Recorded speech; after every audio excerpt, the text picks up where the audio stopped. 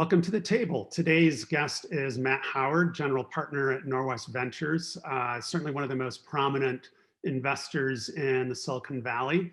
Matt, welcome to the table. Well, thanks, Bob. Thanks for having me. It's my pleasure. I was looking at your background before we started, and I saw one of the first positions that you held was as a cryptologist at the U.S. Naval Security Group. And then saw you took several positions at BBN and digital equipment after that. How did you get from the Naval Security Group to BBN and digital, and from there to Cisco? Well, the taxpayers are very good to me, Bob, and now I'm very good to the taxpayers. I started off in government service, and I was in the Navy, Naval Security Group. And I was very fortunate because I always enjoyed computer technologies, things like that in high school. We had a very progressive electronics program at Aragon High School in San Mateo. And I was doing PCB boards and a whole bunch of other stuff. It was Oh, very wow. cool. We were actually making, layered PCB boards.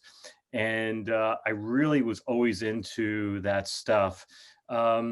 And so to be a young man and to be working on supercomputers through the Naval Security Group was exciting. Ironically, Norwest invested in Cray Computer. We were the original Oh, no investors in kidding. Cray. We were the second oldest venture firm, arguably, in the United States, and we were invested in Cray. So here I was, a young person, joined the Navy. Navy paid for my college through the GI Bill, and also while I was active duty, also they sent me to college. It was a kind of interesting program that they had back then. And I also was working on supercomputers through the Naval Security Group. And if you think about it, a lot of great companies in Silicon Valley were formed through ARPA and DARPA. Yeah, absolutely. You think about it, the main consumer of HPC, high performance computing, was the government. Today, ironically, it's Amazon, Google, and Apple are the HPC users. We can talk about later. So here I was working HPC as a young person, and ARPANET really was originally designed for nuclear survivability. So when I left government service, I got recruited to BBN, who invented TCP/IP. They were the main architects of ARPANET. So here I was, a young person working on ARPANET, which became the internet.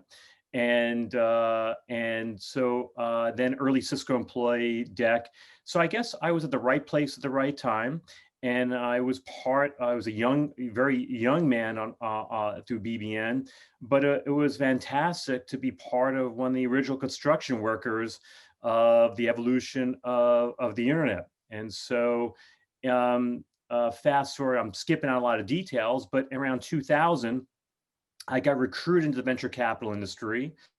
There was almost nobody in the venture capital industry. There was a few people who had deep networking experience. And so one thing led to another. So that's a long story short. Good for you. I was looking at a couple of things that you were doing at Cisco. I know you were one of the leaders in the iOS group and set the VPN strategy for Cisco. And we were actually, when I was at Bank One, we were an Altiga customer, which Cisco acquired, I think in 99 or 2000, something in that neighborhood. When I joined Cisco in 92, we had one patent. We Oh, had really? basically one product line, and it was fantastic. It was just an exciting time. And ultimately, I was the first general manager of security there. But anyway. Yeah, yeah.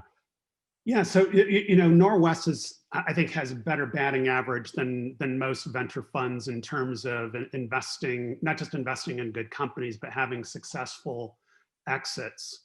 And do you have a perspective in terms of why you're better than average? Well, it's interesting.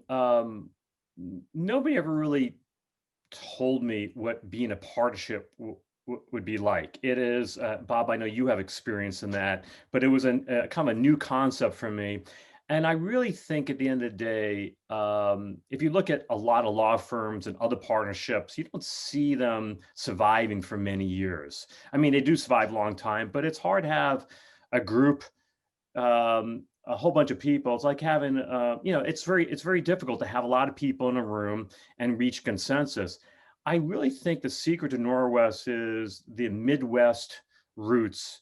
The firm originated out of Minneapolis. We bring a lot of that long-term investing style. There's a kind of a stereotype of the Midwest investor, Warren Buffett type of thing. And I think we bring that into investing in Silicon Valley. So the firm eventually moved its focus out of Minneapolis. Minneapolis was, some people might argue, Silicon Valley before Silicon Valley. A lot of great companies like Cray and Control Data, McData, a whole bunch of other companies, Storage Tech came out of the Midwest, Minneapolis. And we brought a lot of those skills. Also, Norwest historically, a lot of the partners in Norwest and the venture side have deep operating experience, and that's very helpful to bring those skills. A lot of people in Norwest have started companies, have been executives, and so I think that helps quite a bit. But a lot of longevity. Also, venture capital is an apprenticeship-driven business. And to have people like Pramod and George Still over the history of Norwest pass those skills on have been just fabulous. Yeah, yeah, no, that sounds interesting. Now, I know one of the portfolio companies that Norwest invested in some time ago was FireEye, and Right. building on what you were saying, I know it took a long time for FireEye to get to revenue, and I suspect that there's that patience of saying look, there's always bumpiness to get to the end game, and that it certainly feels like that must have been part of the recipe. Yeah, I mean, life is not up and to the right. It's linear. It's life is a step function. And when you're pioneering and you're trying to do what people have not done before, is not always deterministic. Some people say it's like walking the snow backwards or something like that. You just don't know when you get into it. And when you're a pioneer, when you're working with these pioneering companies, there are some bumps in the road, and having a steady hand is very important.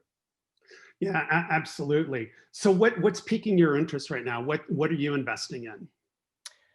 Well, I typically invest in things at a very early stage. I tend to like to invest in things that have a little bit higher nerd factor into it. I've been very active in robotics, artificial intelligence. I think AI is fabulous if you have a very focused, narrow solution set.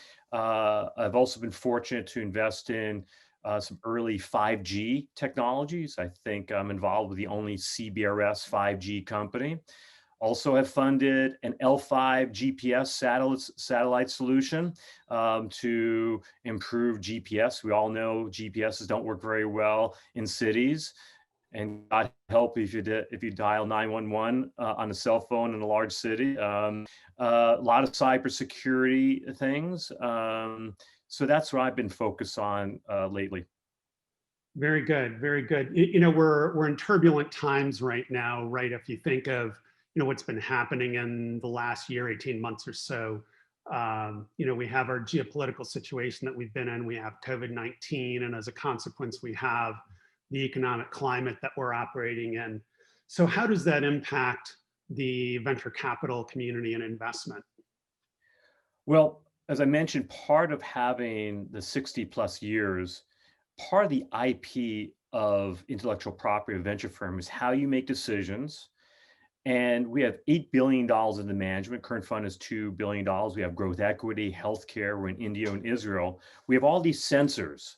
We bring all this data back. We're kind of like machine learning. We get to look over the years. And this is personally my fifth recession, unfortunately, as a venture capitalist. So in some sense, I'm used to that. I know it sounds odd, but when you're investing in early stage companies, which I do, we also do late stage companies and growth equity. But typically, when you're true to your diligence, you're trying to invest in companies that are not tied to the economy and the day-to-day bumps. For example, when I do an early stage company, that product might be 1 to 2 years away. And so And so we're very disciplined investors. We try to invest in things that are not momentum driven, that are riding on geopolitical risk or government regulation. Venture capital doesn't typically do well if it's very touchy to external factors. Now, obviously, interest rates, unemployment always come in. You can't really escape it, but we try to be very sensitive to those elements. Yeah, I think the couple things I'm hearing you say. One of them is that um, good ideas are good ideas, and and and given that you're looking at things from a longer term perspective and you have capital on hand, that the near term economic ups and downs don't necessarily impact you that much. Um, and I think there's always opportunity that's presented when you have these economic issues. COVID-19 has actually been had really interesting impact. I have a friend of mine, Silvina Moschini, who she is a co-founder in Transparent Business, which is a remote work platform. And I think she founded it in 2012, 2013, and it was a slog uh, up until February or so. And then COVID happened and things just exploded. Um, so part of it, I think, is number one, the stick to itiveness of what you were saying is that good ideas are good ideas. Well, yeah. Well, most of our companies, if I inject, no rational customer likes to buy from a startup. Yeah. In a B2B, if your product has to be wonderful, the people you back have to be wonderful. Most of our companies uh, are making their financial forecasts. Um, what the struggle right now is, especially for young companies, is the visibility. Mhm. People don't know what next quarter will bring. Even public companies are reluctant to give forward-looking statements. But surprisingly, the U.S. economy is doing well. I mean, in some aspects, unemployment is tragic. A lot of small businesses are just really struggling. My heart goes out to, my favorite breakfast place just closed here. Oh, But technology, um, I think all things equal have been doing pretty well. E-commerce companies are doing well. Collaboration, um, uh, automation is doing pretty well. Overall, the U.S. economy seems to be picking up pretty quickly. Hopefully, we'll get people back to work as quickly as possible. You and I are very fortunate, and I hope unemployment drops quickly. So far, the numbers look promising. yeah, yeah. I think the other interesting dynamic right now, despite all the turbulence, is we've been going through a very broad digital transformation in large enterprises for probably the last 10 years or so. And there's the enterprises that have been on the bleeding edge and leading edge, and then there's been everyone that follows. And COVID-19 has really put a sense of urgency into accelerating digital transformation. You look at just the run rate costs that it takes to manage on-premise equipment. Um, it's very easy if you look at it from a CEO's perspective, because the first thing that I would be doing if I were a large enterprise CEO is looking at, so how much cash do I have on hand? Is it enough to get from here to whenever the crisis ends? And the goalposts keep on moving, right? So just from a financial perspective, there's really good motivation to make a transition. Um, you were talking about the economy. Um, what's your perspective? I mean, what do you think the drivers are to get past the economic turbulence that we have right now? Well, I think the Federal Reserve deserves a lot of credit. They're doing a great job. Our capital markets are amazing. Our capital markets really are a national treasure in this country. The best companies go public here. If you look at the SEC, the Federal Reserve, the auditors involved, the lawyers, it's a very amazing system we have here. And I think quantitative easing, quite frankly, is helping the U.S. economy greatly. Interest rates are low. It's causing home construction, home transactions, refinancing. It's the Fed is they're buying bonds now. They're buying corporate bonds. It's helping the stock market, helping people's 401ks. People feel good. It looks like unemployment is dropping, all things considered.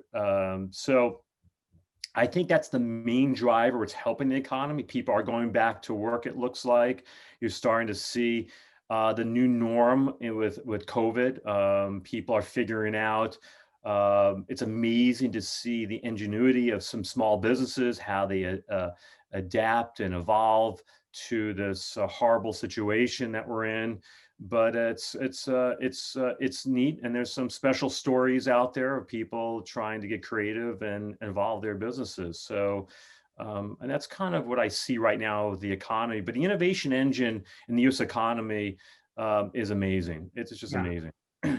Yeah, no, we're very fortunate. In fact, talking about adapting to the environment. When I was living in Bethesda earlier this year, the city decided to block off a number of streets. There's a lot of restaurants in downtown Bethesda, and they set up some tables. It was probably May or so, and you could go and get takeout and then sit in the street, and the tables were probably 15 to 20 feet away from each other, so you could be at a safe distance and still go out and help the I'm worried about the restaurants. winter. I'm worried about the winter. And I know Yeah. out here, there's an article, you can't find heat lamps. All the restaurants are Oh, trying to no find kidding. outdoor lamps. So there was an article in the local coverage here that people were driving 100 miles, different restaurants trying to find lamps because we have a rainy season that's coming up. I hope we have the rainy, hope we have a rainy season. And so, but that's gonna be a speed bump here for sure. And I worry about the smaller businesses. Yeah, absolutely. What do you see the trends are for the next 3 to 5 years in technology and the areas that you're investing in? Well, we covered it briefly, but robotics, in e-commerce, we've gone from, I'm exaggerating, from 2-week delivery to same day delivery. Now people want easy returns. People really, if you look at the history of manufacturing, as you and I came up through technology ranks during a similar period, the buzzword was just in time. Yeah. Just in time. A lot of that was pioneered in Japan, and there was a bunch of quality assurance programs. If you look at that same concept of just in time, that's applying to e-commerce now. People want to be able to get things on demand. And you look, and we talked about the American ingenuity. You look how Walmart, as an example, is evolving. I mean, they didn't start off as the e-commerce entity. We were involved with Jet.com and a few other companies, but now they're taking these stores in your local neighborhood and they're making that an asset so they can now deliver e-commerce closer to the consumer. So they're taking something that maybe at one point might have looked like a boat anchor and turn it on to be a huge asset. They're even having employees allowing them when they leave work to deliver stuff on the way home. It's just genius. So I think e-commerce is still evolving. We're in a number of very exciting e-commerce companies like Madison Reed and a bunch of other things, some very exciting companies. So that's really exciting. Obviously, collaboration is doing very well. I think so. Robotics is very important to rewind back to e-commerce. We're involved with 6 Rivers with Shopify purchase. I think we're going to see a lot more of the robotics, automation, around farming, agriculture, other things, construction. I think cybersecurity is the stakes, as you know, Bob, keep getting more difficult. When you and I started off in technology, it was the stereotype social misfit, exaggerating, who wanted to put a flag on a website or claim that they were able to hack in just to take the bragging rights. Now it's state sponsored. The stakes are huge. Ransomware is just getting nastier, nastier. And it's almost the point like having the embarrassing uncle. Nobody wants to talk about that they were ransomware. It's embarrassing. I know companies that paid $6-7 million into the ransomware, but they don't want to talk about it publicly. So e-commerce, I mean, cybersecurity will continue to get gnarly and gnarlier. AI enabling technology such as service desks, people, that whole e-commerce mentality of on demand is going into everything that we know. So it's about, if you and I think about two interesting trends when you and I were younger, was ATM machines and self-serve gas. Yeah. When ATM machines first came out, you were insulted. I mean, nobody's going to deal with me. Now you don't want to go into the bank. You Yeah. don't want to deposit a check. You're like irritated, especially with COVID now. You want to go into a bank. Self-serve gasoline. How dare you? I have to pump my own gas. You hate going to New Jersey when somebody pumps your own gas. So I think that same AI is enabling that into service, help desk, into customer service. And it's not replacing people. I don't see replacing people, but it's accelerating people and helping them deal with spinning more dishes at a time. Yeah, yeah. Well, I think that this is probably a reflection of the nerd that I am, but I remember when, I think the first time I used an ATM was somewhere around 1977, 78, and I was totally geeked out about them. I think I was like the one person in East Lansing that was looking forward to using the ATMs, and there's everybody else that's looking at them like deer in the headlights. What is this square box you speak of, right? It's probably an NCR machine, probably, I'll bet. More than likely that or I don't know if Diebold was around. Yeah, I was thinking maybe it was Diebold. Yeah, but no, it was interesting times. You were talking about ransomware and nation state actors. To me, it feels like what you were talking about is AI wrapped around security operations and getting to the next generation of security software. I think is the one really applicable place where there can be a material difference in the next generation of software versus what we're experiencing right now. And to your point, ransomware is going to be around for a while, and so the question becomes, how do you not just put up with it, but how do you defend yourself from that and create a more resilient business? I'm involved with a company called Exabeam, not to make this a plug, but it's an AI brain that helps people see the full kill chain of the attack. But ransomware is just nasty because most ransomware is, we're playing with the firmware, the software of people's brains, where it's mostly social engineering. And human beings are generally caring, and so a lot of ransomware takes advantage of that that attribute with a lot of humans, and so it's going to be around for a lot longer, and it's getting more and more sophisticated. Yeah, no, for sure. And before the advent of ransomware, there was a whole lot of spear phishing that was going on. Targeted emails to a particular profile within a company. I had just finished consulting with the leadership team of a company and told them, here's the kinds of things to look out for. And a couple of weeks after that, they had a number of emails that were floating around. There was one that was claiming to be from the CEO to the CFO. We need to get $500,000 wired to a customer right now. And then there was another one claiming to be from the CEO to the head of human resources. I need all the W-2s for all our employees yesterday. And thankfully they were paying attention when we had our session and questioned it. And I remember getting a call late at night saying, hey, this doesn't sound normal. What should we do?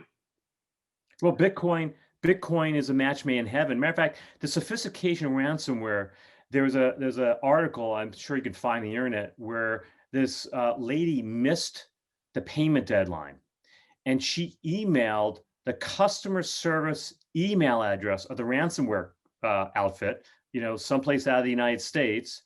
And somebody responded. They were sympathetic because she had a death in the family and missed the deadline, and they extended the term.